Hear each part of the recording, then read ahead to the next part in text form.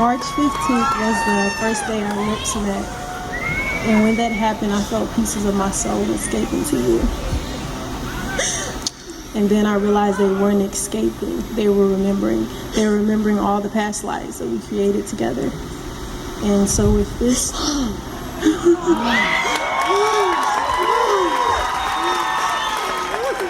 Will you marry me?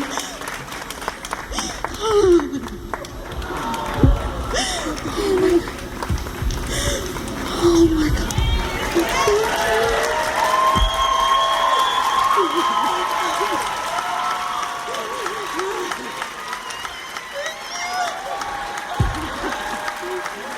Congratulations.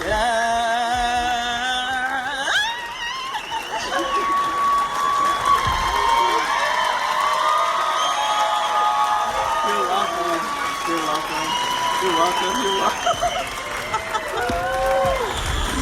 That is so cool. She was gone. She was like, I love that so much.